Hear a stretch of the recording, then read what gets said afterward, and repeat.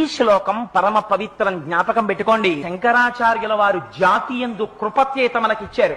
ఆడ మగ పిల్ల పెద్ద ప్రతి వారికి శ్లోకం నోటికి రావాలి, తప్పులు లేకుండా చదవాలి. ఇందులో ఒక గమ్మత్తుంది ఆ శ్లోకంలో. ఆ శ్లోకంలో అక్షరాలు మారాయా, వ్యతిరిక్త అర్థాలు వస్తాయి. అందుకని తప్పులు చదవకుండా చక్కగా చదవడం నేర్చుకుని చిన్న చిన్న పిల్లల దగ్గర నుంచి అలవాటు చెయ్యండి.